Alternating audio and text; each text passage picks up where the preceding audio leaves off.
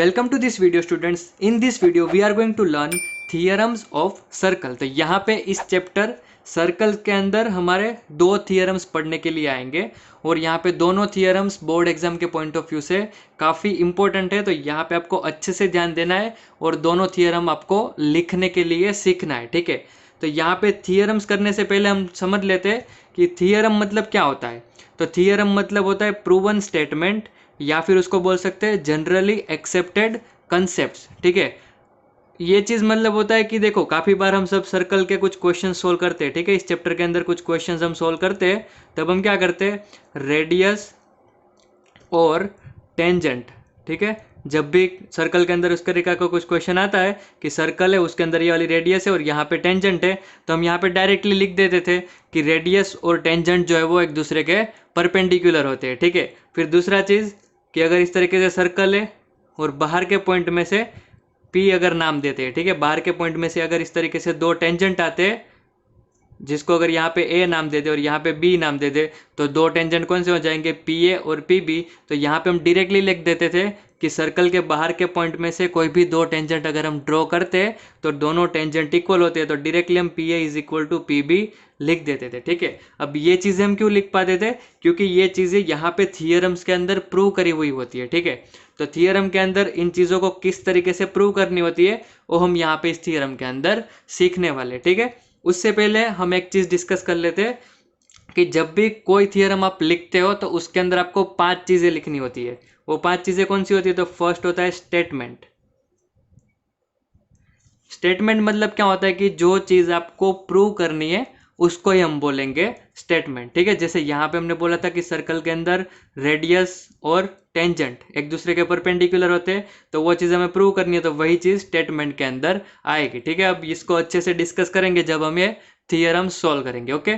Next आपको लिखना होता है गिवन, ठीक है। नेक्स्ट होता है गिवन, फिर उसके बाद आपको लिखना होता है टू प्रूव, ठीक है। गिव स्टेटमेंट मतलब आपको जो प्रूव करना है वो पूरा स्टेटमेंट लिखना है। अब उसको प्रूव करने के लिए गिवन मतलब आपको दिया हुआ क्या है वो गिवन में लिखना है, फिर आपको एग्जैक्टली प्रूव क्या करना है वो टू प्रूव के अंदर लिखना है। फिर उसके बाद आता है कंस्ट्रक्शन, मतलब कि जो भी आप प्रूव कर रहे हो उसके लिए जो भी रिक्वायर्ड फिगर है या फिर डायग्राम है वो आपको ड्रॉ करना है। और उसके बाद आता है प्रूफ, मतलब कि उसको आपको प्रूव किस तरीके से करना है वो सारी चीज़ें प्रूफ के अंदर आएगी, ठीक है। तो जब भी आप कोई थियरम लिखते हो एग्जाम के अंदर तो आपको ये पांचों चीज़ें कंपलसरीली लिखनी है, क्योंकि आपको इस स्टेप के वाइज ही मार्क्स मिलते हैं। जिस तरीके से अगर आपने स्टेटमेंट लिखा है तो 1 मार्क्स मिलता है, फिर गिवन एंड टू प्रूव लिखा है तो उसका 1 मार्क्स मिलता है। इस तरीके से आपकी मार्किंग्स होती है। तो आपको ये पांचों चीज़ें अच्छे से लिख देनी है, ठीक है। उसके अकॉर्डिंग आपको मार्क्स मिलेंगे, ठीक है। उसके बाद यहाँ पे हम देखते हैं थियरम्स। फर्स्ट थियरम कौन सा है, तो वही चीज़ जो हम यहाँ पे अब तक एक्सरसाइज के अंदर जो क्वेश्चन सोल्व करने में यूज करते आए थे वही चीज़ यहाँ पे आपको प्रूव करनी है। स्टेटमेंट पढ़ते हैं। स्टेटमेंट क्या दिया है, the tangent at any point of a circle is perpendicular to the radius at a point of contact. एकदम सिंपल स्टेटमेंट है कि सर्कल के अंदर कोई भी पॉइंट के ऊपर टेंजेंट ड्रॉ करते हैं, मतलब कि अगर इस पॉइंट पे हम टेंजेंट ड्रॉ करते हैं इस तरीके से, ठीक है, तो फिर इस पॉइंट को क्या बोलते हैं, पॉइंट ऑफ कांटेक्ट। वहां पे जो रेडियस ड्रॉ करते हैं तो वो दोनों कैसे हो जाते हैं, परपेंडिकुलर। वही स्टेटमेंट यहाँ पे दिया हुआ है, ठीक है। The tangent at any point of circle, ठीक है, कोई भी पॉइंट पे ड्रॉ किया हुआ tangent is perpendicular to the radius. वो परपेंडिकुलर होता है किसको, रेडियस को, एट पॉइंट ऑफ कांटेक्ट, मतलब कि पॉइंट ऑफ कांटेक्ट के पास। वही स्टेटमेंट है। अब यहाँ पे ये वाला जो स्टेटमेंट है आपको याद रखना है, ठीक है।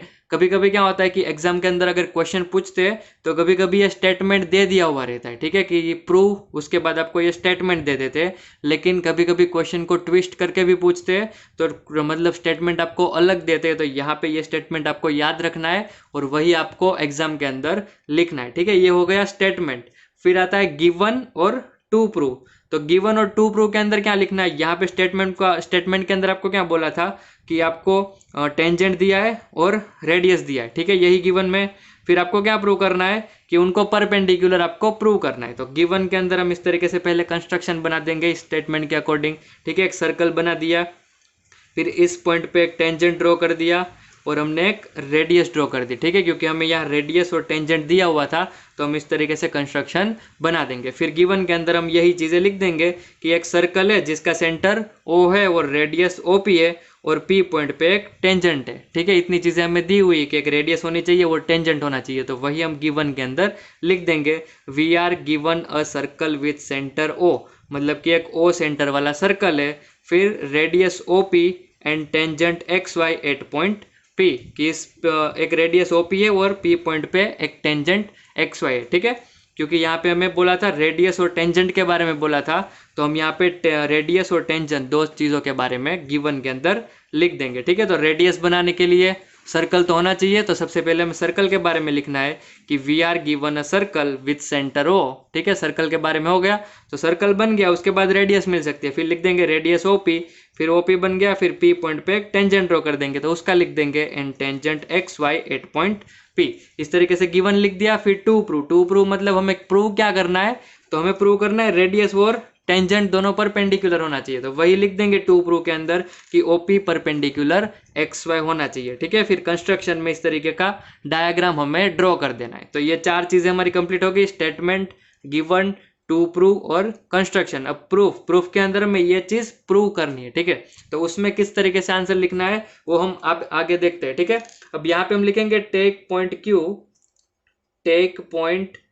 Q on X Y other than point P and join O Q, ठीक है। अब इसको प्रूव करने के लिए ना ये वाली मेथड है वो आपको याद रखनी है, ठीक है। ये वाली प्रूव की हुई चीजें है, तो यहाँ पे इसके लिए जो भी लॉजिक्स होंगे वो आपको याद रखने होंगे, ठीक है। यहाँ पे क्या किया उसने कि take a point Q on X Y other than point P, X Y line है, ठीक है, उसके ऊपर पॉइंट पी है। अब इस पॉइंट पी के अलावा, ठीक है, अदर देन पॉइंट पी मतलब क्या होता है कि पॉइंट पी के अलावा आपको दूसरा एक पॉइंट क्यू लेना है, ठीक है। स्टेटमेंट समझ में आ रहा है। Take point Q on X Y पे एक पॉइंट क्यू लेना है, और वो कैसा होना चाहिए, अदर देन पॉइंट पी, मतलब कि पॉइंट पी के अलावा होना चाहिए, ठीक है। यहाँ पे पॉइंट पी के ऊपर नहीं लेना है, उसके अलावा, मतलब कि यहाँ पे बहुत सारे पॉइंट्स होते हैं, वहां से आपको एक आध पॉइंट क्यू ले लेना है। फिर क्या करना है, ज्वाइन ओ क्यू, फिर ओ और क्यू को ज्वाइन कर देना है, ठीक है। तो यहाँ पे हम यहाँ पॉइंट क्यू ले लेते हैं, नाम दे देते हैं क्यू, और इसको ज्वाइन कर देंगे ओ और क्यू को, ठीक है। अब नेक्स्ट क्या लिखना है, here Q must lie outside the circle, ठीक है, आउटसाइड द सर्कल।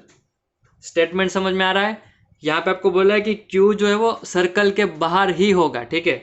आप यहाँ पे देखो पी पॉइंट के अलावा कहीं पे भी आप यहाँ पे क्यू लेते हो, ठीक है, हर बार क्या होगा, क्यू सर्कल के बाहर ही जाएगा, ठीक है। कभी भी ऐसा होगा कि क्यू सर्कल के अंदर चला जाएगा, नहीं होगा, क्योंकि लाइन के सारे पॉइंट्स सर्कल के बाहर आ रहे हैं, ठीक है। एक पॉइंट ऐसा है पी जो सर्कल के ऊपर आ रहा है, लेकिन कोई भी पॉइंट है वो सर्कल के अंदर नहीं जाएगा। तो यहाँ पे हमें ये चीज लिख देनी है कि जो क्यू पॉइंट है वो सर्कल के बाहर होगा, ठीक है। ये स्टेटमेंट भी समझ में आ रहा है। नेक्स्ट क्या करना है, therefore O Q greater than O P, ठीक है। अब ये स्टेटमेंट कहाँ से आया, आप देखो क्यू पॉइंट है वो सर्कल से बाहर है, ठीक है। अगर कोई सर्कल है और पॉइंट बाहर है, ठीक है, तो ये क्या होता है, रेडियस से बड़ा डिस्टेंस होता है, क्योंकि रेडियस हमारी होती है यहाँ से लेके यहाँ तक, ठीक है, इतनी रेडियस होती है, लेकिन ये पॉइंट बाहर है तो फिर वो डिस्टेंस हो जाएगा रेडियस से भी बड़ा, ठीक है। तो यहाँ पे ओपी जो है वो हमारी रेडियस है, ठीक है, तो रेडियस से उससे बड़ा हो जाएगा ये ओ क्यू वाला डिस्टेंस। यहाँ से भी आपको पता चल जाता है कि ये ओपी रेडियस है, तो फिर ये डिस्टेंस जो है वो ओपी जितना होता है, इतना, लेकिन क्यू तो उससे भी आगे जा रहा है, तो ओ क्यू क्या हो जाएगा, इस ओपी से बड़ा हो जाएगा, ठीक है। तो इस तरीके से लिख देंगे therefore O Q greater than O P. फिर नेक्स्ट यहाँ पे लिख देंगे this happens for every point on line X Y, ठीक है। ऐसा हर एक पॉइंट के साथ होगा, ठीक है। अगर आप क्यू यहाँ पे भी लो, या फिर यहाँ पे भी लो, या फिर यहाँ पे भी लो, या फिर यहाँ पे भी लो, हर बार क्यू क्या होगा, ऑलवेज सर्कल के बाहर आएगा, और सर्कल के बाहर आएगा तो ओ क्यू ऑलवेज क्या होगा, ओपी से बड़ा हो जाएगा, ठीक है। ऐसा हर एक पॉइंट के लिए होगा, इसलिए हमने यहाँ पे लिख दिया this happens for every point on line X Y. Therefore क्या लिख देंगे, therefore O P is shortest distance, ठीक है, O P is a shortest distance. तो यहाँ पे क्या होगा कि OP जो होगा ना वो सबसे छोटा वाला डिस्टेंस होगा, ठीक है, क्योंकि Q पॉइंट आप यहाँ पे लो, यहाँ लो, यहाँ लो, यहाँ लो, या फिर कहीं पे भी ले लो, हर बार क्या होगा वो सर्कल के बाहर जाएगा, तो OQ जो डिस्टेंस होगा वो OP से ऑलवेज बड़ा हो जाएगा। तो यहाँ से हमें क्या पता चला कि OP सबसे छोटा वाला डिस्टेंस है। हैंस यहाँ पे हम लिख देंगे therefore OP is perpendicular to XY, hence proved. ठीक है, अब ये कहाँ से हमने लिखा, अब देखो हमने ये प्रूव किया कि OP सबसे छोटा डिस्टेंस है, ठीक है। अब सबसे छोटा डिस्टेंस ऑलवेज परपेंडिकुलर ही होता है, ठीक है। अगर यहाँ पे आपको इस तरीके से एक पॉइंट दिया है और यहाँ पे इस तरीके से आपको एक लाइन दी है, ठीक है, तो यहाँ से अगर इस लाइन का सबसे छोटा वाला डिस्टेंस देखे, इस पॉइंट से इस लाइन तक पहुंचने के लिए सबसे छोटा वाला डिस्टेंस देखे, तो ऑलवेज वो परपेंडिकुलर होना चाहिए, ठीक है। ये वाला जो डिस्टेंस होता है परपेंडिकुलर, वही सबसे छोटा डिस्टेंस होगा। अगर आप इस तरीके से डिस्टेंस ले रहे हो तो फिर इससे बड़ा हो जाएगा, या फिर इस तरीके से लोगे तो भी वो इससे बड़ा हो जाएगा। तो ऑलवेज जो छोटा वाला डिस्टेंस होता है वो परपेंडिकुलर होता है, ठीक है। जैसे दूसरा एग्जाम्पल लेके समझते हैं, यहाँ पे अगर आपका घर है, ठीक है, और यहाँ पे आपको आपके घर में जाना है बस या तो फिर रिक्शा यूज करके आपके घर जाना है, ठीक है। लेकिन प्रॉब्लम ये हुआ कि जो बस या तो फिर रिक्शा है वो डायरेक्टली आपके घर पे नहीं जा रहे, बल्कि यहाँ से इस तरीके से एक रास्ता जा रहा है, वहां से बस या फिर रिक्शा जाने वाली है, ठीक है। अब आपको इस रास्ते पे कहीं पे उतरना होगा, ठीक है, तो आप कहाँ पे उतरोगे, तो आपका घर एकदम नजदीक होगा, तो ऑब्वियसली आप यहाँ पे उतरोगे, क्योंकि यहाँ से आपका घर एकदम नजदीक होगा। तो इन दोनों पॉइंट को आप ज्वाइन करोगे तो ये भी परपेंडिकुलर ही बनेगा, ठीक है। तो जब भी कोई डिस्टेंस छोटा होता है तो ऑलवेज उस पॉइंट को अगर उस लाइन से ज्वाइन करे तो ऑलवेज क्या बनाता है, एक परपेंडिकुलर बना देता है, ठीक है। तो यहाँ पे हमने प्रूव करा कि OP जो है वो सबसे छोटा डिस्टेंस है, उसका मतलब क्या होना चाहिए कि OP है उसको परपेंडिकुलर होना चाहिए। तो हमने डायरेक्टली यहाँ पे लिख देना है therefore OP perpendicular to XY, और जैसे ही OP परपेंडिकुलर टू XY आ गया तो वही हमें यहाँ पे प्रूव करना था। तो हम यहाँ पे लास्ट में लिख देंगे हैंस प्रूव्ड, ठीक है। हर एक थियरम के लास्ट में ये वाला स्टेटमेंट आएगा, हैंस प्रूव्ड, ठीक है। तो ये लास्ट में आपको लिख देना है। तो यहाँ पे हमारा थियरम नंबर 1 कंप्लीट होता है। काफ़ी इजी थियरम है, ठीक है, थोड़ा सा प्रैक्टिस करोगे और ये पांचों चीज़ें आपको अच्छे से याद रखने का, प्रैक्टिस करोगे तो आसानी से आप कर लोगे, ठीक है। नेक्स्ट देखते हैं सेकेंड थियरम। थियरम आपको दिया है the length of tangents drawn from an external point, ठीक है, length of tangent drawn from external point, कि एक्सटर्नल पॉइंट में से अगर टेंजेंट ड्रॉ किए जाते तो उसकी length to a circle are equal, तो उसकी लेंथ क्या होनी चाहिए, इक्वल होनी चाहिए, ठीक है।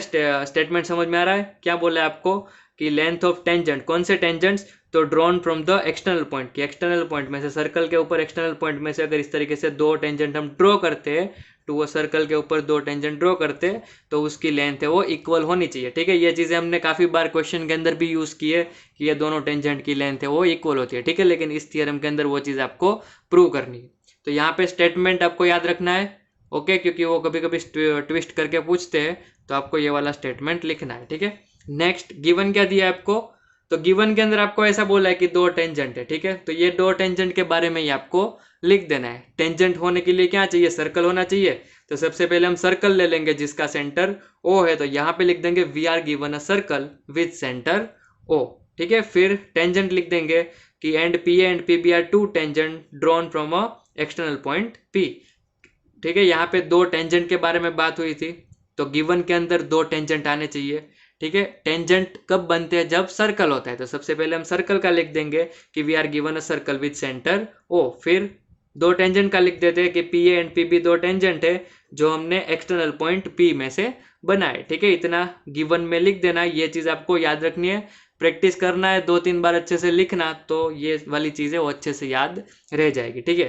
फिर प्रूव क्या करना है, तो प्रूव करना है कि ये दोनों टेंजेंट की लेंथ इक्वल होती है। तो टू प्रूव के अंदर हम लिख देंगे PA is equal to PB, ये हमें प्रूव करना है, ठीक है, PA is equal to PB। Next construction के अंदर इस तरीके की फिगर आपको ड्रॉ कर देनी है, ठीक है। जैसे ही आपकी ये फिगर ड्रॉ हो जाती है उसके बाद हमारा स्टेप आता है प्रूफ वाला। प्रूफ के अंदर क्या लिखना है, तो वहां पे कुछ स्टेप्स आएंगे जो आपको अच्छे से याद रखने हैं। सबसे पहला स्टेप है कि join OA OB and OP, ठीक है। यहाँ पे इसके अंदर जो हम प्रूफ में लिखने वाले हैं वो काफ़ी इजी है। ये वाली चीज़ हम बहुत सारे क्वेश्चन के अंदर भी लिख चुके हैं, तो इसमें काफ़ी ज़्यादा डिफिकल्टी नहीं होगी। ठीक है, ये वाला थोड़ा सा डिफरेंट था क्योंकि उसके अंदर ज़्यादा स्टेटमेंट्स लिखने के लिए आते हैं। ठीक है, तो ये वाला थोड़ा सा आपको याद रखने जैसा है, लेकिन इसके अंदर सारी कैलकुलेटिव चीज़ें ही आएगी तो आपको ईजिली याद रह जाएंगी। ठीक है, सबसे पहले हम क्या करेंगे, इनको इनके साथ ज्वाइन कर देंगे। ठीक है, वही स्टेटमेंट के अंदर लिखा है, ज्वाइन करना है O A O B and O P, इन तीनों चीज़ों को ज्वाइन कर दे तो ये ऊपर नीचे दो ट्राइंगल्स बन जाते हैं। दोनों ट्राइंगल्स को हम क्या करेंगे, कॉन्ग्रुएंट प्रूव कर देंगे। कॉन्ग्रुएंट प्रूव कर देंगे तो सीपीसीटी के ऊपर से P A is equal to P B आ जाएगा। ठीक है, तो यहाँ पे हम सबसे पहले ये वाला एंगल और ये वाला एंगल, इन दोनों एंगल को 90 डिग्री प्रूव कर देंगे, ताकि जब हम इन दोनों ट्राइंगल्स को कॉन्ग्रुएंट प्रूव कर रहे हैं तब वो हमें काम में आएगा। ठीक है, तो इन दोनों को 90 डिग्री कैसे प्रूव करेंगे, तो वापिस ये थियरम हमने प्रूव किया हुआ है तो वो डायरेक्टली हमें लिख देना है। ठीक है, यहाँ पे लिख देंगे here O A perpendicular to P A and O B perpendicular to P B. ठीक है, ये रेडियस है, टेंजेंट है, तो दोनों परपेंडिकुलर होना चाहिए, तो यहाँ पे लिख दिया O A perpendicular to P A. फिर ये रेडियस है, ये टेंजेंट है, तो O B perpendicular to P B.